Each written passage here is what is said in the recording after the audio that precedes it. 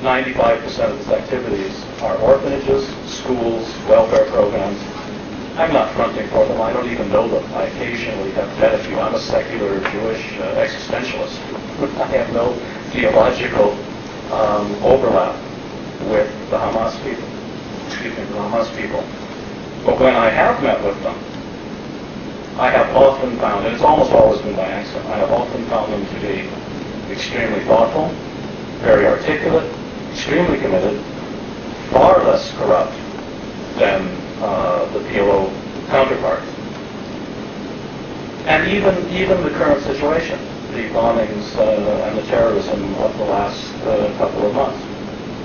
How many of you remember, or how many of you hear being told, that one of the reasons this is happening is the Israelis arrested the head of Hamas years ago. He's a blind sheikh who they hold in a prison in Tel Aviv, I think. We arrested the political head of Hamas a few months ago when he tried to re-enter the United States after years of living here. He's been living here, traveling, been a businessman.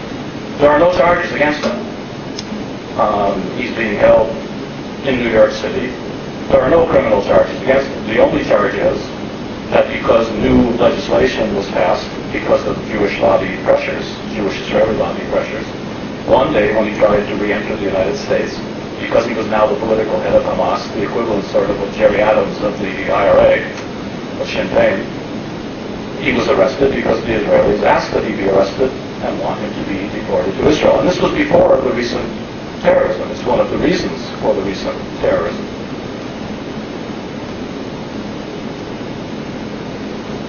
We could go on and on about what's called the peace process. And I'm tempted to do so. But let me read you a couple of quotes from some of these people I've been mentioning and try to juxtapose the reality of these quotes to what you, as Americans living in West Virginia, have been told by your government and by your media. First is about the Gulf War. You've all been told that this was a war that we went to save the region, stabilize the region, protect the countries from aggression from Iraq. There are a lot of things you weren't told, and I'm going to give you a couple of examples. When the Congress of the United States was debating whether to vote to approve of George Bush's use of American forces in the Gulf, and when there was anxiety that the Congress might not vote that way, a public relations firm was hired by the Kuwaitis. The public relations firm was headed by Jody Powell, the press secretary for former President Carter. And what happened? And this happened to you. It didn't happen just to the Congress of the United States. It happened to all of us. A woman was brought in front of the committee, and the woman described how she had witnessed that Iraqi troops had come into hospitals in Kuwait, had bayoneted babies, had thrown them out of incubators, had stolen all the equipment and taken all the equipment back to Iraq. The implication was very clear. The Iraqis are thugs. They're committing war crimes. We, the United States, have to go to the aid of the Kuwait as well. After the war, we found out the situation was a little different. Number one, they forgot to tell us during the congressional testimony that the woman who was sitting in front of the Congress of the United States, sitting in front of you, that's the equivalent of sitting in front of you, they're our representatives, happened to be the ambassador of Kuwait's daughter. Then they forgot to tell you that no, she wasn't in Kuwait after all. She was reading from a script prepared by her father's embassy and prepared by the public relations firm that had been hired for millions of dollars to propagandize the people of the United States. So here we have a situation where our own Congress, right in front of our eyes, literally right in front of our eyes, is manipulated and lied to. And it creates an impression in the society that we can't trust our officials, we can't trust our institutions, we can't trust our press. Now here's what Pierre Salinger says about that war. For those of you who do not know, but I suspect most of you in this room do know, Pierre Salinger was John Kennedy's press secretary and then headed up the ABC News Bureau in Paris. He's hardly a radical personality. He's very much an establishment insider. Here's what he says about the Gulf War, which incidentally, maybe a couple of hundred Americans were killed. But imagine this. Over 500,000 Iraqis were killed during the war. The country was devastated, pretty much pushed back 40 or 50 years. And since the war, 500,000 Iraqi children have died because of malnutrition, lack of medicine, starvation, because of the sanctions imposed on Iraq after the war. Dear Salinger, the Gulf War was the most interesting piece of reporting that I did because it came out with a story that the press didn't tell the American people. That the Gulf War was absolutely unnecessary. I mean, it was a plot. George Bush decided he wanted a war, and George Bush decided to tell Saddam Hussein to go ahead and invade Kuwait. The interesting thing about this is that all of this is in a book that has been published in this country, except that not even 1% of the Americans even know that the book exists. And it's even more interesting because in Europe, this book has sold millions of copies. And in the U.S., it probably has sold 25,000 copies. But it explains all the things that went on before the war, and it explains to what extent the war was totally unnecessary. Come ahead a few years to what happened after the war. After the war, you'll remember there was a lot of anxiety. The United States government was worried about upheavals and tension in the countries of the Gulf and in the countries in other Middle East countries. So the Madrid peace process began. And within a few years, Yasser Arafat was converted from terrorist who was not welcome in the United States and could never come to Washington. Within days, we were told just the opposite. Now all of a sudden he's a great statesman. Now all of a sudden he's our ally. Now all of a sudden he comes to the White House. And the American people accept all this as if people change within a few days. Here's what Noam Chomsky at Harvard has said about that period and about Arafat and about why this happened. By 1993, and I'm quoting from a Chomsky lecture, Arafat was on the verge of being thrown out. The hatred and contempt for the PLO was extreme on the West Bank in those years. I remember that myself from wandering around West Bank villages and towns during the Intifada. People were saying, it's true that's all we got, but they're really a bunch of corrupt jerks and we need to get rid of them.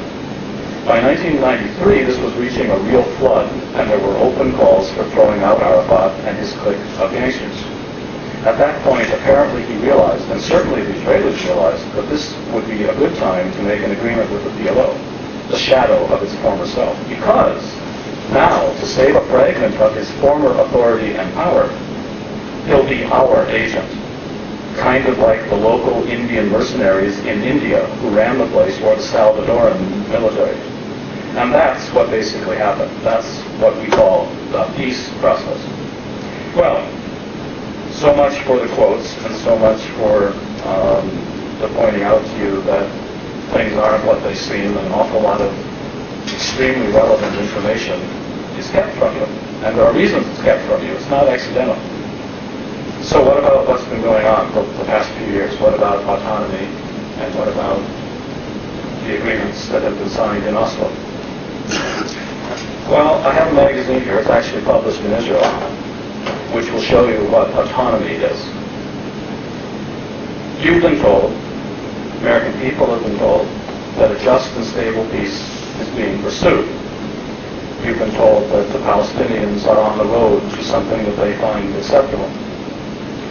What you haven't been told is that off the record, when he's not in front of the press cameras, Shimon Peres has privately told diplomats, the article appeared in the Village Voice, didn't appear in the New York Times, and here's a quote attributed to Peres when he thought he wasn't being overheard.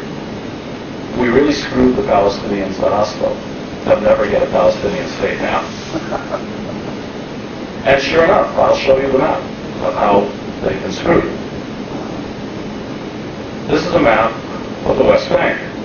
This is the area that the UN for a decade, for 2 decades, has passed one Security Council resolution after another saying the Israelis need to do X and Y. Now you remember that when the Security Council was passing resolutions that we liked about Iraq, we endorsed the Security Council completely and insisted on international law and told everybody that the UN was fully behind us.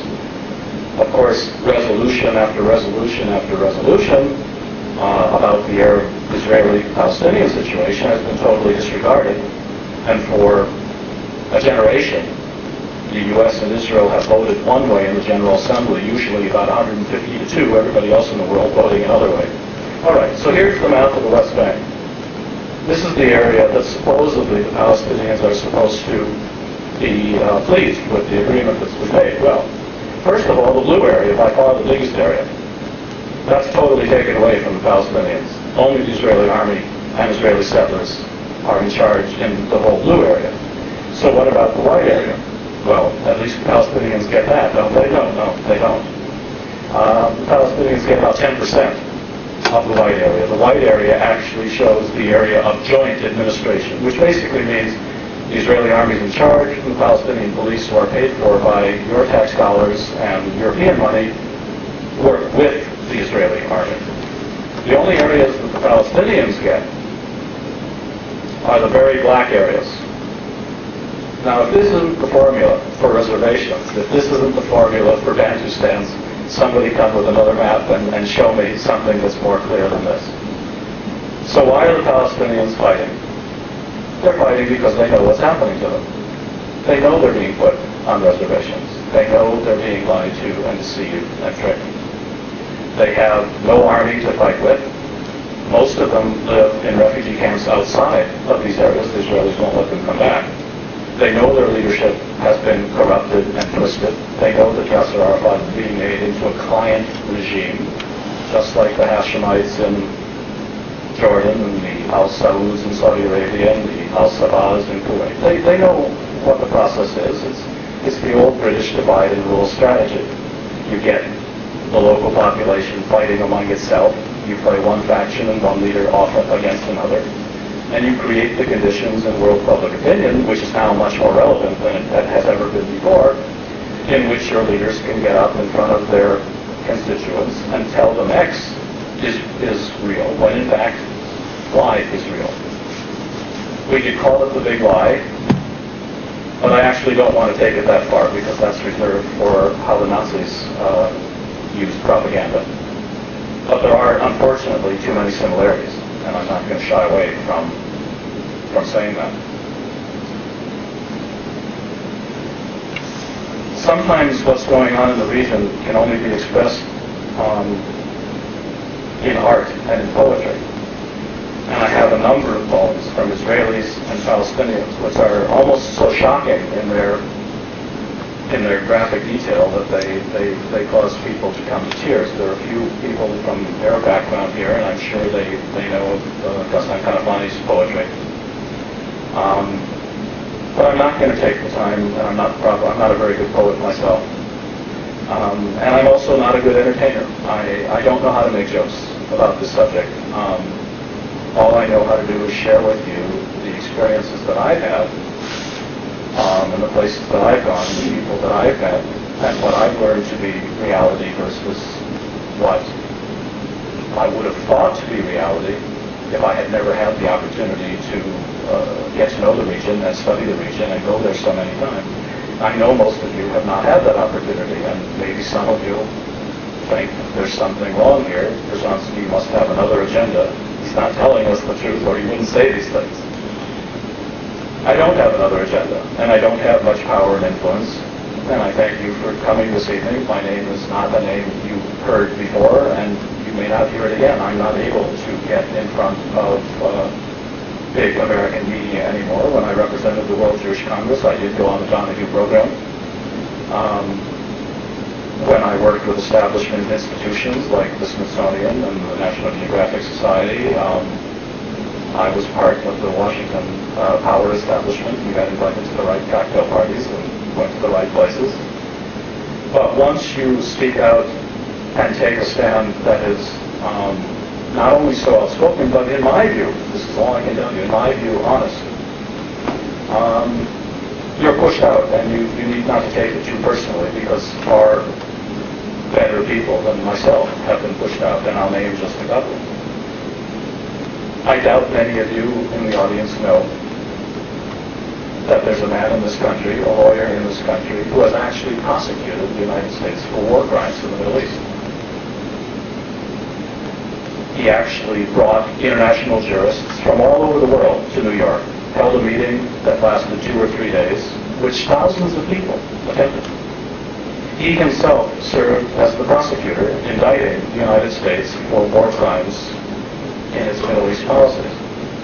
This all sounds kind of radical. Who the hell is this guy? And we never heard anything about this. Well, the man is a former Attorney General of the United States. Ramsey Clark's father was a Supreme Court Justice. Lyndon Johnson made Ramsey Clark the Attorney General of the United States. He resigned during the Vietnam period against Johnson's Vietnam policy. But a man of that stature has been saying and doing the things he's been saying and doing, and you've never been told. I was at the war crimes hearing that he held. I was fascinated by it. But it never appeared in American newspapers. There was no mention of it on the evening news. Nobody told you. Nobody told you about Pierre Sounder. Nobody tells you what Noam Chomsky is saying. Because I know what we're all reduced to. We're all reduced to turning on the evening news, seeing the sound bites, watching McNeil Lair. I guess it's just the Lair report now. And this is what passes for information, and this is what passes for informing the American people about the truths of the situation. Well, the truths of the situation are that the region is radicalizing, that there's more and more hostility, more and more hatred. We in this country have now had terrorism that we never had before. The World Trade Towers were bombed. There was a conspiracy apparently to bomb the tunnels. Pennsylvania Avenue's been closed. You can't drive by the White House anymore. The State Department and Congress are barricaded with huge things to prevent truck bombs.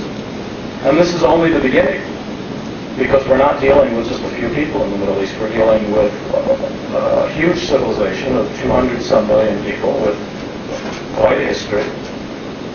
And these people are not going to be willing to live in subjugation and to live in oppression and to live under the conditions that the United States empire, if you will, insists that they live under. Let me say just a word in closing. You've been very attentive, but I can't tell if the serious faces are going to result in questions or if people are going to get up and challenge what I said.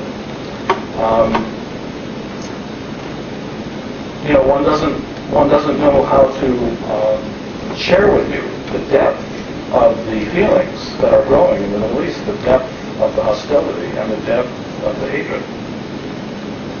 I'll tell you one or two stories from my own personal experience. I was in Egypt about 10 years ago. I've been to Egypt many, many times. And I had met a businessman. And I have an interest in computers. And for 2 or 3 weeks, he's an MIT graduate, speaks perfect English, wears business suits just like us. Went back to Egypt after getting his PhD in computer sciences. And one day, after we'd known each other a few weeks, he asked me if I'd have a drink with him this evening. Well, he's not Islamic. We went over to the Shepherd Hotel and he ordered some beer. And we sit down and he looks me in the eye and he says, I wanted to speak to you and I haven't known if it was all right if we talk about what's happening in the Middle East. And I said, I've been waiting for you to offer me the chance. And he said, without further ado, do you know how much hatred there is in Egypt now for the Americans? This didn't come from Islamic militant. This came from a man whose very personal welfare is determined by how good the economy of Egypt is and how good relations between computer companies in the U.S. and his company are. But after a while, he just felt he had to say something. After a while, he wanted to get something off his chest. After a while, he wanted to stop pretending that there wasn't this huge, terrible problem between me as an American and him as an Egyptian. And Marilyn's heard the story of Lena before, and she's read it because I've written it up. I'll conclude with that. And with one other quote. Here's what a sheikh in Gaza said after the January Israeli killing of the engineer, the person who was supposedly responsible for some of the earlier bombings. He said, there is blood in our mouths which we want to spit in the face of this unjust world. And that's exactly what then happened. And the Israelis knew it would happen. Shimon Peres can smile and pretend all he wants. but he knew exactly what was going to be the result of breaking the informal ceasefire and killing Yahya Ayash in Gaza under supposedly Palestinian protection. Now the little story about Lena, because the little story about Lena had a great effect on me, and that's when I decided some of us who are American Jews needed to speak up and couldn't any longer let the official spokesman of the organized Jewish community speak for us. It just so happened that when the Palestinian Intifada broke out in 87, December of 87, I happened to have a Pan Am World Pass. Pan Am said, if you've earned these 30-day passes, you have to use them. So the last month you could use them, and I had earned, with all my travel, this top award, 30 days, go to the airport, go anywhere in the world you want for 30 days. And I had promised myself I would go everywhere but the Middle East. After all, that's why I earned the pass in the first place. So I went down to Argentina and Chile and visited friends. Then the Intifada broke out, the Palestinian uprising, and I said, great, I couldn't have done this without this pass, but I'm going to Palestine tomorrow, and I'm going to go to a refugee camp, and I'm going to stay there for 3 or 4 days, and then I'm coming home, and I'm not going to see my Israeli friends, and I'm going to take advantage of this pass. So I went. And I wasn't prepared for the effect it had on me, because I've been to refugee camps many, many, many times. But I've been there for a few hours. I've been there for coffee. I've been there to sit around and have something to eat, which isn't much. This time I checked in. I stayed with them. And I felt what it meant to be a refugee, and I felt what it meant to fear the Israeli army in the evening, and I felt what it meant on a human level to be with these people. And then the last night, I went to Bethlehem, where I met Lena. And in Bethlehem, I needed to go there. You don't get taxis from refugee camps early in the morning to go to the airport. And I was introduced to this adorable girl, just absolutely adorable, 3 years old, Palestinian girl. And she was laughing her head off. Oh my God, what fun. He's taking video pictures. He's American. He speaks his funny language. She's having the time of her life. This went on for at least a half hour. Until her father called her beyond anything she can understand. And she runs it through her head for 5 or 10 seconds. And then she finally decides, obviously this is my interpretation, she decides it has to be a joke. It cannot be true. He cannot be Jewish. He couldn't be in our house. Couldn't be a friend of my father's, so it's got to be a joke. So she starts laughing. And then her father explains to her that it's not a joke, that Mark is a Jew, and that it's important for you to understand, Lena, that there are good Jews and bad Jews, just like good Jews, good Palestinians, bad Palestinians, that sometimes a Jewish person can be a friend of ours. And again, she goes into this little stare about, like a computer searching for the connection. How do you make a correlation between good and Jew, friend, home? It wasn't there. The 3-year-old girl just was unable to make the associations. So she finally, in defiance of her entire family, and this is the generation of the next Palestinian generation, she comes over to me, stares me down, starts hitting me, orders the camera off, which she had ordered the moment she saw the red light going off before. She ordered the camera always on. Now, off. Starts screaming that there's a Jew in the house. He has to leave. She doesn't want to talk to him anymore. I don't know if I can convey to you the human, emotional connotations of this kind of exchange. When you look at the future and you see that on both sides of the line, people are growing up with such hate and such hostility because they cannot believe that someone from the other side can actually be their friend, can actually be other than the oppressor. Now, I've had these experiences, you haven't. You've been good enough not only to invite me, but to politely listen to me, and thank you very much for doing so. But I think the main benefit to yourselves and to me as well.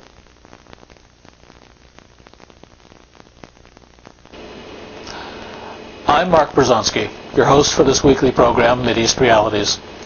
If you too are concerned about the situation in today's Middle East and about U.S. policies toward that crucial region of the world, and if you'd like to meet like-minded persons, why don't you come to one of our weekly social meetings?